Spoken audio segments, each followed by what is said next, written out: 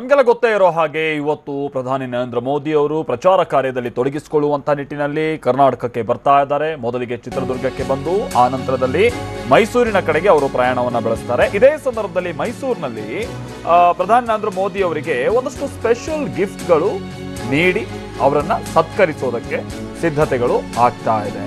ವಿಶೇಷವಾದಂತಹ ಉಡುಗೊರೆಗಳನ್ನ ಅವರಿಗೆ ಕೊಟ್ಟು ಸತ್ಕರಿಸೋದಕ್ಕೆ ಸಿದ್ಧತೆಗಳಾಗಿದೆ. ಏನದು ವಿಶೇಷವಾದಂತಹ ಉಡುಗೊರೆಗಳು? ಪ್ರಮುಖವಾಗಿ ಚಾಮುಂಡೇಶ್ವರಿ ದೇವಿಯ ಒಂದು ಮೂರ್ತಿಯನ್ನ ಉಡುಗೊರೆ ರೂಪದಲ್ಲಿ, ಅದರಲ್ಲೂ ಕೂಡ ಮೈಸೂರು ಅಂತಂದ್ರೆ ಮೈಸೂರಿನ ಚಾಮುಂಡಿ ಬೆಟ್ಟ, ಚಾಮುಂಡೇಶ್ವರಿ ತಾಯಿ. ಸೊ ಚಾಮುಂಡಿ ದೇವಿಯ ಅಥವಾ ಚಾಮುಂಡೇಶ್ವರಿ ದೇವಿಯ ಒಂದು ಮೂರ್ತಿಯನ್ನ, ಅದು ಸಿಂಹವಾಹಿನಿ ಅವತಾರದ ಚಾಮುಂಡೇಶ್ವರಿ ಅಂದ್ರೆ ಸಿಂಹದ ಮೇಲೆ ಕುಳಿತಿರುವಂತ ಚಾಮುಂಡೇಶ್ವರಿಯ ಮೂರ್ತಿಯನ್ನ, ಬೆಳ್ಳಿ ಮೂರ್ತಿಯನ್ನ ಮೋದಿ ಅವರಿಗೆ ಉಡುಗೊರೆ ರೂಪದಲ್ಲಿ ಕೊಡ್ತಾರೆ ಶಾಸಕ ಎಸ್.ಎ. ರಾಮದಾಸ್ ಅಂತ ಗೊತ್ತಾಗಿದೆ. ಆಮೇಲೆ ಇನ್ನೊಂದು ವಿಚಾರ ಅಂತಂದ್ರೆ ಮೋದಿ ಅವರೇ ಹಿಂದೆ ಬರೆದಂತ ಒಂದು ಕವಿತೆಯ ಕನ್ನಡ ಅವತರಣಿಕೆಯನ್ನ ಗಿಫ್ಟ್ ರೂಪದಲ್ಲಿ ನೀಡಲಾಗುತ್ತಂತೆ. ಅಂದ್ರೆ 1986ರಲ್ಲಿ RSS ನ ಸ್ವಯಂ ಸೇವಕರಾಗಿದ್ದಂತ ಸಂದರ್ಭದಲ್ಲಿ ಪ್ರಧಾನಿ ನರೇಂದ್ರ ಮೋದಿ ಅವರು ಒಂದು ಕವಿತೆಯನ್ನ ಬರೆದಿರ್ತಾರೆ. ಅನಂತ ಆತ್ಮವಿಶ್ವಾಸ ಶೀರ್ಷಿಕೆಯ ಒಂದು ಕವಿತೆಯನ್ನ ಪ್ರಧಾನಿ ನರೇಂದ್ರ ಮೋದಿ ಅವರು ಬರೆದಿದ್ರು. ಅವರದ್ದೇ ಕವಿತೆಯನ್ನ ಅವರಿಗೆ ಗಿಫ್ಟ್ ನೀಡ್ತಾರೆ ಬಿಜೆಪಿ ಅನ್ನೋದು ಗೊತ್ತಾಗ್ತಾ ಇದೆ. ಕವಿತೆಯನ್ನ ಸಂಯೋಜಿಸಿ ಇವತ್ತಿನ ಸಮಾವೇಶದಲ್ಲಿ ಅದನ್ನ ಲೋಕಾರ್ಪಣೆಗೊಳಿಸಲಾಗುತ್ತೆ ಕೂಡ. ಮೈಸೂರಿನ ಮಹಾರಾಜ ಕಾಲೇಜು ಮೈದಾನದಲ್ಲಿ ಇವತ್ತು ಸಮಾವೇಶ ನಡೆಯುತ್ತಲ್ಲ, ಆ ಸಂದರ್ಭದಲ್ಲಿ ನಾವು ನೋಡ್ತಾ ಇದೀವಲ್ಲ, ಒಂದ್ ಕಡೆ ಚಾಮುಂಡೇಶ್ವರಿಯ ಮೂರ್ತಿ, ಬೆಳ್ಳಿಯ ಮೂರ್ತಿ ನಾವು ಗಮನಿಸ್ತಾ ಇರೋದು. ಆಮೇಲೆ ಇನ್ನೊಂದು ಕಡೆ ಸನ್ಮಾನಕ್ಕೆ ವಿಶೇಷವಾಗಿ ಏಲಕ್ಕಿಯ ಹಾರ ಸೇರಿದ ಹಾಗೆ ಅಲ್ಲಿ ಶಾಲಿನ ವ್ಯವಸ್ಥೆ ಎಲ್ಲ ಆಗಿದೆ. ಮತ್ತೊಂದು ಕಡೆ ಕನ್ನಡ ಅವತರಣಿಕೆಯ ಕವಿತೆಯನ್ನ ಪ್ರಧಾನಿ ನರೇಂದ್ರ ಮೋದಿ ಅವರಿಗೆ ನೀಡಲಾಗುತ್ತೆ. ರಾಮ್, ನಮ್ಮ ಪ್ರತಿನಿಧಿ ಇದಕ್ಕೆ ಸಂಬಂಧಪಟ್ಟಂತೆ ಮತ್ತಷ್ಟು ಡೀಟೇಲ್ಸ್ ಅನ್ನು ಕೊಡ್ತಾರೆ. ನಮ್ಮ ಜೊತೆಗೆ ನೇರ ಸಂಪರ್ಕದಲ್ಲಿ ಜಾಯ್ನ್ ಆಗ್ತಾ ಇದ್ದಾರೆ. ರಾಮ್, ಬಹಳ ವಿಶೇಷವಾದಂತಹ ಉಡುಗೊರೆಗಳು ಬಹುಶಃ ಇವತ್ತು ಪ್ರಧಾನಿ ನರೇಂದ್ರ ಮೋದಿ ಅವರಿಗೆ ನೀಡಲಾಗ್ತಾ ಇದೆ ಅಂತ ಕಾಣಿಸುತ್ತೆ. ಏನೇನು ವಿಶೇಷತೆಗಳು ಪ್ರಮುಖವಾಗಿ ಈ 3 ಉಡುಗೊರೆಗಳದ್ದು ನಮ್ಗೆ ಹೇಳ್ಬೋದಾ? ಖಂಡಿತವಾಗಿ ಮಲ್ತೇಶ್, ಮೈಸೂರು ಅಂತ ಹೇಳಿದ್ರೆ ಅತಿಥಿ ದೇವೋಭವ ಅಂತ ಹೇಳಿ ಯಾರೇ ಬಂದರೂ ಸಹ ಅವರಿಗೆ ಅತಿಥಿ ಸತ್ಕಾರವನ್ನು ಮಾಡೋದ್ರಲ್ಲಿ ಮೈಸೂರು ಹೆಸರುವಾಸಿಯಾಗಿದೆ. ಹೀಗಾಗಿ ಪ್ರಧಾನಿ ನರೇಂದ್ರ ಮೋದಿ ಅವರು ಇವತ್ತೇನು ಮೈಸೂರಿಗೆ ಆಗಮಿಸ್ತಾ ಇದ್ದಾರೆ, ಸಂಜೆ ಮೈಸೂರಿನ ಮಹಾರಾಜ ಕಾಲೇಜು ಮೈದಾನದಲ್ಲಿ ಒಂದು ಕಾರ್ಯಕ್ರಮದಲ್ಲಿ ಭಾಗವಹಿಸ್ತಾ ಇದ್ದಾರೆ. ಅವರಿಗೆ ವಿಶೇಷವಾದಂತಹ ಕೊಡುಗೆಯನ್ನು ನೀಡಲಿಕ್ಕೆ ಏನು ಸಚಿವ ಮತ್ತು ಮಾಜಿ ಸಚಿವ ಶಾಸಕ ರಾಮದಾಸ್ ಅವರು ಸಿದ್ಧಪಡಿಸಿಕೊಂಡಿದ್ದಾರೆ. ಪ್ರಮುಖವಾಗಿ ನಾಡದೇವತೆ ಅಧಿದೇವತೆ ತಾಯಿ ಚಾಮುಂಡೇಶ್ವರಿಯ ಒಂದು ಬೆಳ್ಳಿಯ ವಿಗ್ರಹವನ್ನ ನೀಡ್ತಾ ಇದ್ದಾರೆ.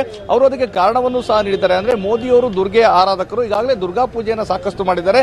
ಹೀಗಾಗಿ ಮೈಸೂರಿನಲ್ಲಿ ನಾಡದೇವತೆ ತಾಯಿ ಚಾಮುಂಡೇಶ್ವರಿಯ ಒಂದು ವಿಗ್ರಹವನ್ನು ನೀಡುವ ಮುಖಾಂತರ ಸಕಲವೂ ಒಳಿತಾಗಲಿ ಅಂತೇಳಿ ನಾವು ಅವರಿಗೆ ಒಂದು ಶುಭ ಆರೈಕೆ ಮಾಡುವಂತ ಕೆಲಸವನ್ನ ಮಾಡ್ತಾ ಇದ್ದೇವೆ ಅಂತೇಳಿ. ಇದರ ಜೊತೆಗೆ ಮತ್ತೊಂದು ವಿಶೇಷ ಅಂತ ಹೇಳಿದ್ರೆ 1986ರಲ್ಲಿ ಅವರು ಸ್ವಯಂ ಸೇವಕರಾಗಿದ್ದಂತಹ ಸಂದರ್ಭದಲ್ಲಿ ಪ್ರಧಾನಿ ನರೇಂದ್ರ ಮೋದಿ ಅವರು ಬರೆದಿದ್ದಂತಹ ಅವರದೇ ಆದಂತಹ ಕವಿತೆ ಏನಿದೆ ಅನಂತ ವಿಶ್ವಾಸ ಅಂತ ಶೀರ್ಷಿಕೆ ಅಡಿ ಅದನ್ನ ಕನ್ನಡಕ್ಕೆ ಅವತರಣಿಕೆ ಮಾಡಿ ಅವರಿಗೆ ಈ ಒಂದು ವೇದಿಕೆಯಲ್ಲಿ ನೀಡುವಂತಹ ಕೆಲಸವನ್ನ ಮಾಡ್ತಾ ಇದ್ದಾರೆ. ಅಷ್ಟೇ ಅಲ್ಲ, ಈ ವೇದಿಕೆಯಲ್ಲಿ ಆ ಕವನ ವಾಚನವನ್ನ ಮಾಡಿ ಇಲ್ಲಿ ಸೇರಿರುವಂತವರಿಗೆ ಮೋದಿ ಅವರು ಅಂದು ಬರೆದಿದ್ದಂತಹ ಆ ಕವನವನ್ನ ತಿಳಿಸುವಂತ ಕೆಲಸವನ್ನು ಮಾಡ್ತಾರೆ. ಉಳಿದಂತೆ ಈಗ ನಾವು ಮಹಾರಾಜ ಕಾಲೇಜು ಮೈದಾನದಲ್ಲಿದ್ದೇವೆ. ನೀವು ನೋಡ್ತಾ ಇರಬಹುದು, ಸಂಜೆ 4:40ಕ್ಕೆ ಮೈಸೂರಿಗೆ ಆಗಮಿಸುವಂತಹ ನರೇಂದ್ರ ಮೋದಿ ಅವರು 4:50 ಸುಮಾರಿಗೆ ಈ ಒಂದು ವೇದಿಕೆಗೆ ಆಗಮಿಸ್ತಾರೆ. ಇಲ್ಲಿ 1 ಗಂಟೆಗಳ ಕಾಲ ಹೆಚ್ಚು ಒಂದು ಭಾಷಣವನ್ನ ಮಾಡ್ತಾರೆ. ಸೊ ಭಾಷಣವನ್ನ ಮಾಡಿದ ನಂತರ ವಾಪಸ್ಸು ಇಲ್ಲಿಂದ ತೆರಳುತ್ತಾರೆ. ಹೇಳಿ ಕೇಳಿ ಮೈಸೂರು ಮಾಜಿ ಸಿಎಂ ಸಿದ್ದರಾಮಯ್ಯ ಅವರ ತವರೂರು. ಅಷ್ಟೇ ಅಲ್ಲ, ಮಾಜಿ ಪ್ರಧಾನಿ ಎಚ್.ಡಿ. ದೇವೇಗೌಡರವರು ಮೈಸೂರು ಭಾಗದಲ್ಲಿ ತಮ್ಮ ಪ್ರಾಬಲ್ಯ ಹೊಂದಿದ್ದಾರೆ. ಹೀಗಾಗಿ ಸಿದ್ದರಾಮಯ್ಯನವರು ಸಾಕಷ್ಟು ಬಾರಿ ಸಾಕಷ್ಟು ವೇದಿಕೆಗಳಲ್ಲಿ ಪ್ರಧಾನಿ ನರೇಂದ್ರ ಮೋದಿ ವಿರುದ್ಧ ವಾಗ್ದಾಳಿಯನ್ನು ನಡೆಸಿದ್ರು. ಮತ್ತೆ ಮೈಸೂರನ್ನ ಏನು ಪ್ಯಾರಿಸ್ ಮಾಡ್ತೇವೆ ಅಂತೇಳಿ ಕಳೆದ ಲೋಕಸಭಾ ಚುನಾವಣೆಯ ಸಂದರ್ಭದಲ್ಲಿ ಪ್ರಧಾನಿ ನರೇಂದ್ರ ಮೋದಿ ಅವರು ಹೇಳಿದ್ರು. ಯಾವುದೇ ಅಭಿವೃದ್ಧಿ ಕಾರ್ಯಗಳನ್ನ ಮೈಸೂರಿಗೆ ಮಾಡಿಲ್ಲ, ಮೈಸೂರಿಗೆ ಅವರ ಕೊಡುಗೆ ಏನು ಸಾಕಷ್ಟು ಬಾರಿ ಪ್ರಶ್ನಿಸಿದ್ರು. ಈ ಎಲ್ಲ ಪ್ರಶ್ನೆಗಳಿಗೂ ಈ ವೇದಿಕೆ ಮುಖಾಂತರ ನರೇಂದ್ರ ಮೋದಿ ಅವರು ಉತ್ತರವನ್ನ ನೀಡ್ತಾರ ಅನ್ನೋದು ಈಗ ಸಾಕಷ್ಟು ಕುತೂಹಲಕ್ಕೆ ಕಾರಣವಾಗಿದೆ. ಇದ್ರ ಜೊತೆಗೆ ಇವತ್ತು ಇಲ್ಲಿ ಆಗಮಿಸ್ತಾ ಇರುವಂತದ್ದು ಮೈಸೂರು ಕೊಡಗು ಲೋಕಸಭಾ ಕ್ಷೇತ್ರದ ಅಭ್ಯರ್ಥಿಯಾಗಿರುವಂತಹ ಪ್ರತಾಪ ಸಿಂಹ, ಅದೇ ರೀತಿಯಾಗಿ ಚಾಮರಾಜನಗರ ಲೋಕಸಭಾ ಕ್ಷೇತ್ರದ ಅಭ್ಯರ್ಥಿ ವಿ ಶ್ರೀನಿವಾಸ್ ಪ್ರಸಾದ್, ಮತ್ತೆ ಹಾಸನದ ಎ ಮಂಜು ಪರವಾಗಿ ಪ್ರಧಾನಿ ನರೇಂದ್ರ ಮೋದಿ ಅವರು ಒಂದು ಪ್ರಚಾರವನ್ನು ನಡೆಸ್ತಾ ಇದ್ದಾರೆ. ಮತ್ತೊಂದು ಸಾಕಷ್ಟು ಕುತೂಹಲ ಕೇಳ್ತಿರುವಂತದ್ದು ಮಾಲ್ತೇಶ್, ಏನು ಪಕ್ಕದೇ ಕ್ಷೇತ್ರವಾದಂತಹ ಮಂಡ್ಯ ಲೋಕಸಭಾ ಕ್ಷೇತ್ರದಲ್ಲಿ ಬಿಜೆಪಿ ಅಭ್ಯರ್ಥಿಯನ್ನು ಕಣಕ್ಕಿಳಿಸಿಲ್ಲ, ಆದರೆ ಪಕ್ಷೇತರ ಅಭ್ಯರ್ಥಿಯಾಗಿರುವಂತಹ ಸುಮಲತಾಗೆ ಬಿಜೆಪಿ ಬೆಂಬಲವನ್ನು ಕೋರಿಸಿದೆ. ಹೀಗಾಗಿ ಈ ಒಂದು ವೇದಿಕೆ ಮುಖಾಂತರವಾಗಿ ಮಂಡ್ಯದ ವಿಷಯವನ್ನ ಪ್ರಸ್ತಾಪ ಮಾಡ್ತಾರ, ಮತ್ತೆ ಸುಮಲತಾ ಅವರಿಗೆ ಪರವಾಗಿಯೂ ಪ್ರಧಾನಿ ಮೋದಿ ಅವರು ಒಂದು ಮತಯಾಚನೆಯನ್ನ ಮಾಡ್ತಾರ. ಇದು ಸಾಕಷ್ಟು ಕುತೂಹಲಕ್ಕೆ ಕಾರಣವಾಗಿದೆ. ಮತ್ತೆ ಪ್ರಧಾನಿ ನರೇಂದ್ರ ಮೋದಿ ಅವರು ಬರ್ತಾ ಇರೋ ಕಾರಣ ಭದ್ರತೆಗೆ ಹೆಚ್ಚಿನ ಆದ್ಯತೆಯನ್ನು ನೀಡಲಾಗಿದೆ. 7ಕ್ಕೂ ಹೆಚ್ಚು ಜನ SP ರ್ಯಾಂಕಿಂಗ್ನವರು ಇಲ್ಲಿ ಒಂದು ಭದ್ರತೆಯ ಒಂದು ಉಸ್ತುವಾರಿಯನ್ನು ವಹಿಸಿಕೊಂಡಿದ್ದಾರೆ. 50 ಜನ ಇನ್ಸ್ಪೆಕ್ಟರ್ಗಳು, CAR, DAR, ಅಶ್ವಾರೋಹಿ ದಳ ಸೇರಿದಂತೆ ಸಾಕಷ್ಟು ವಿಶೇಷ ದಳಗಳು ಇಲ್ಲಿ ಒಂದು 1500ಕ್ಕೂ ಹೆಚ್ಚು ಪೊಲೀಸರನ್ನ ನಿಯೋಜಿಸಲಾಗಿದೆ. ಮತ್ತೆ ಎಲ್ಲಾ ದ್ವಾರಗಳಲ್ಲೂ ಸಹ ಮೆಟಲ್ ಡಿಟೆಕ್ಟರ್ ಅನ್ನು ಅಳವಡಿಸಲಾಗಿದೆ. ಮತ್ತೆ ಪ್ರಧಾನಿ ನರೇಂದ್ರ ಮೋದಿ ಅವರು ವಿಮಾನ ನಿಲ್ದಾಣದಿಂದ ವೇದಿಕೆ ಬರುವವರೆಗೂ ಸಹ ರಸ್ತೆ 2 ಇಕ್ಕೆಲಗಳಲ್ಲಿ ಸಹ ಸಾಕಷ್ಟು ಭದ್ರತೆಗೆ ಆದ್ಯತೆಯನ್ನ ನೀಡಲಾಗಿದೆ. ಹೀಗಾಗಿ ಮೈಸೂರಿನ ನರೇಂದ್ರ ಮೋದಿ ಅವರ ಒಂದು ಪ್ರವಾಸ ಏನಿದೆ ಸಾಕಷ್ಟು ಕುತೂಹಲಕ್ಕೆ ಕಾರಣವಾಗಿದೆ. Maltesh, thank you.